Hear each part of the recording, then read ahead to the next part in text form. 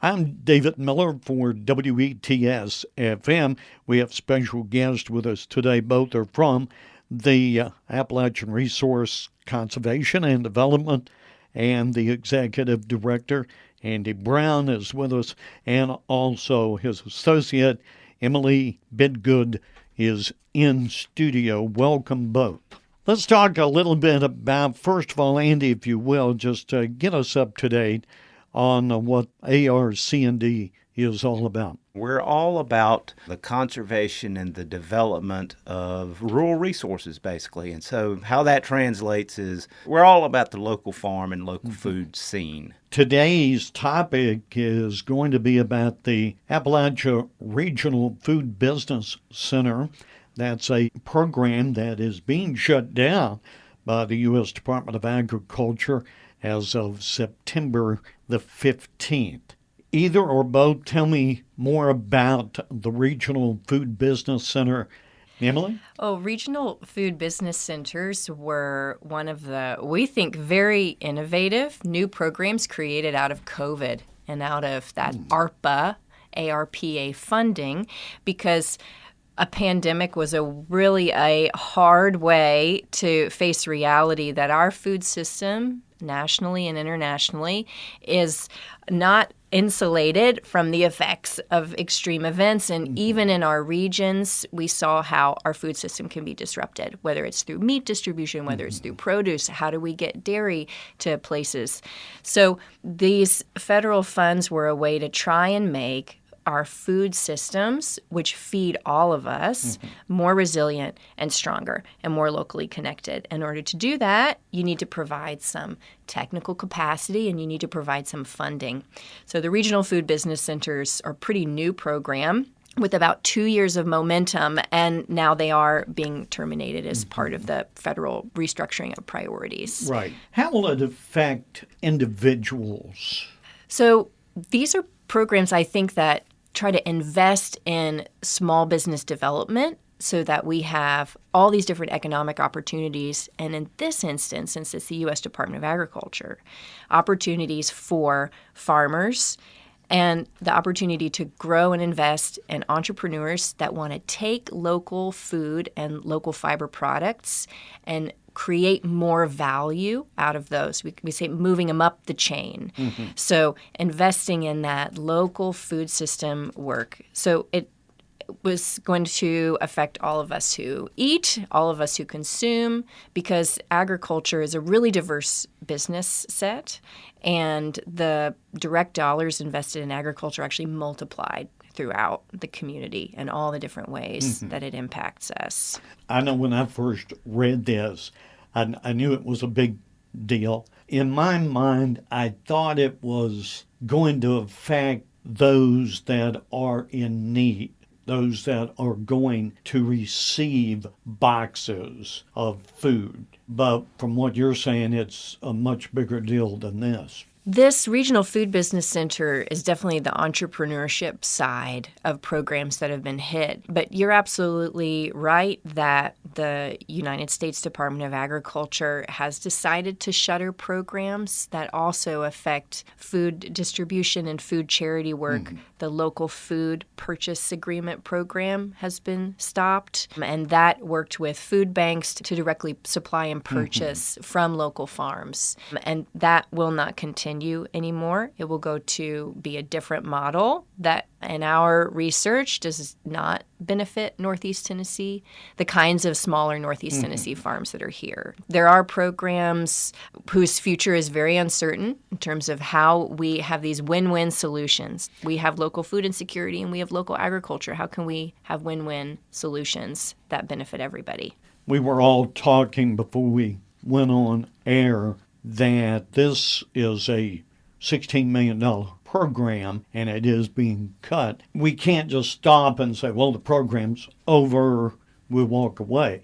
You can't walk away. What are some solutions that you see might work? You know, the good news, I think, is in Tennessee that we do have a legislature who is very pro-agriculture, from the governor to many of our representatives. And, now is going to be the time, whatever your political ideology is, for the state to step up and play a more significant role. I personally don't think that the government solves all of our problems, but I do think they play a huge role in investment and encouraging an investment. And ARF book, Appalachian Regional Food Business Center project, what was great about that, it was stimulating entrepreneurial incubation or entrepreneurial development. And so if those funds are gone,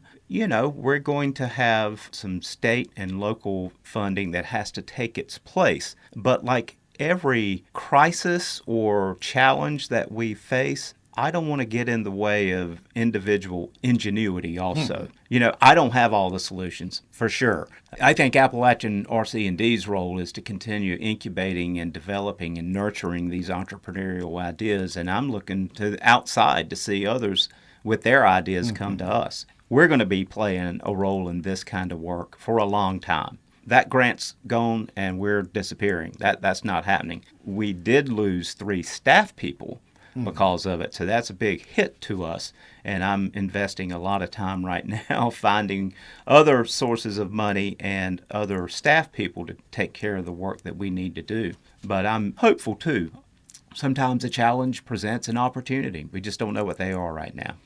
Can we get farmers more involved in this? I mean, they're the major part of it with providing the product, but can they also help with more distribution?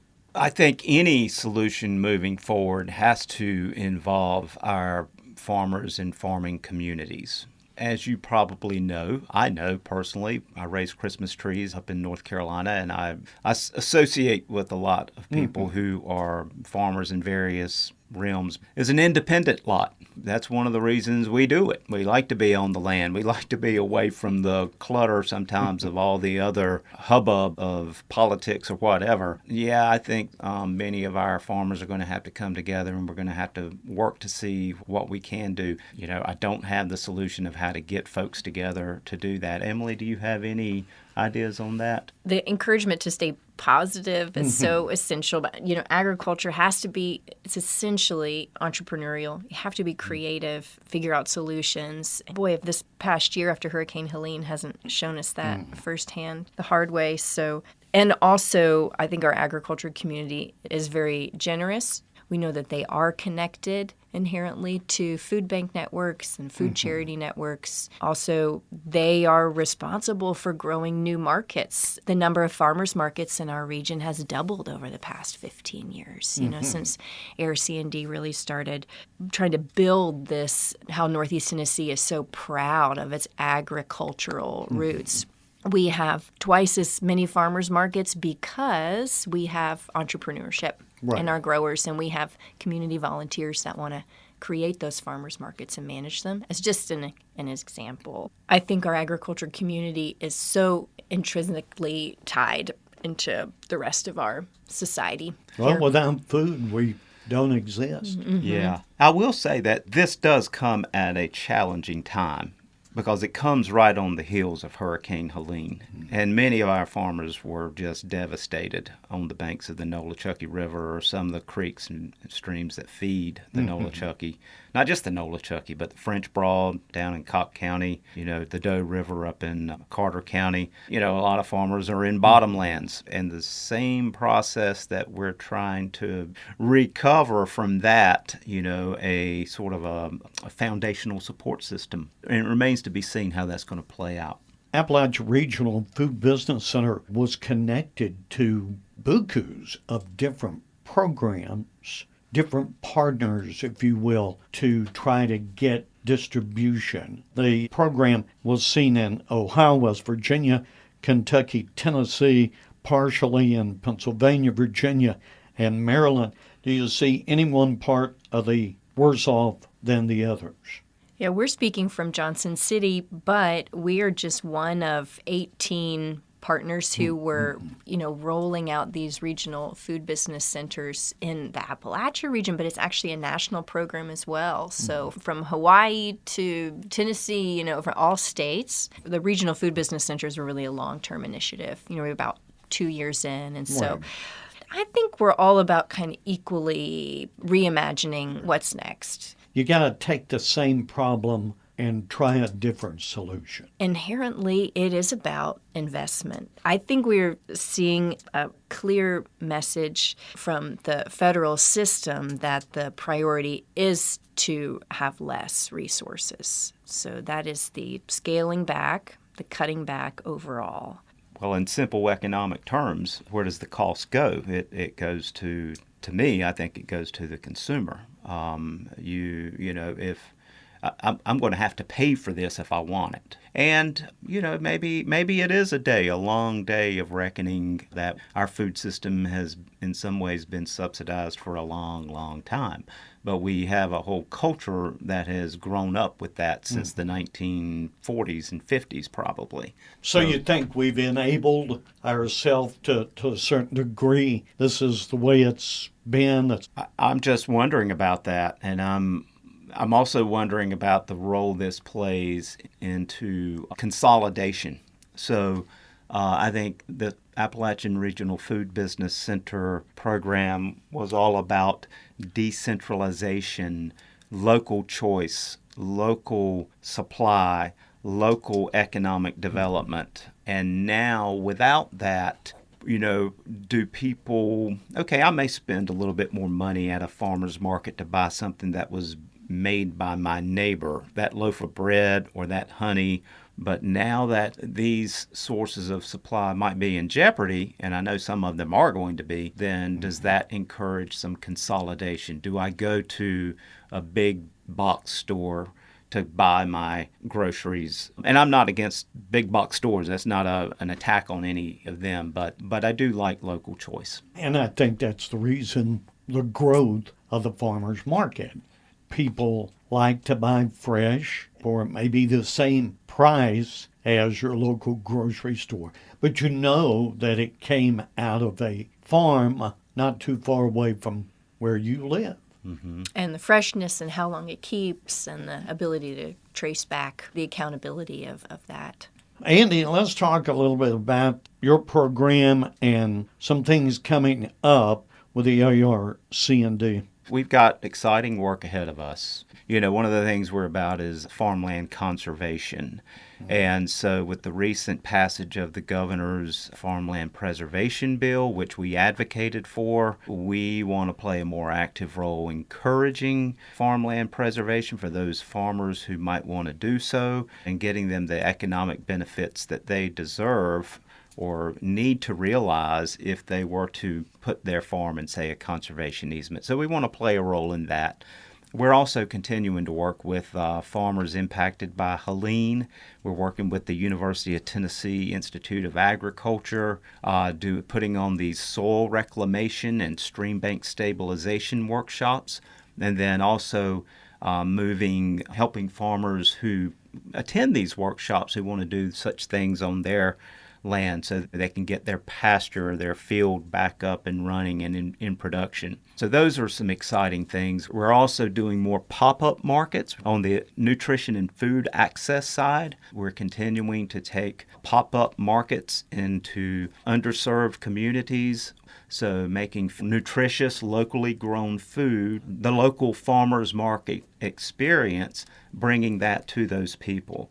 A part of us at the Appalachian RC&D Council is doing our due diligence and planning and diversifying, therefore, where our support comes from these programs that are so important to the community and the agricultural community, where those resources come from. We are committed to local food and farms for all. We are committed to incubating and fostering local food entrepreneurship and training and resources so that new beginning farmers succeed. And we are committed to farmland conservation. And we're committed that all in our community have access to fresh, local, nutritious food. And so we know that there's partners out there who are going to come alongside us and support that, because these are the things that make for health and wealth. We believe that comes from the land up. So in many ways, for the organization, has been a great time for us to really name what those priorities are, Dave. Sometimes you're forced to really look in the mirror, look around the table at your organization and say, well, what are you going to focus on? I appreciate so much both of you coming by today. Emily Bidgood and also Andy Brown. Andy, of course, is the executive director of the Appalachian Resource Conservation and Development Program. Thank you so much, Dave. It's great to be here. And thank you, Emily, for coming along on this wonderful day. Absolutely. Thank you both. Take care. I'm David Miller, WETS FM.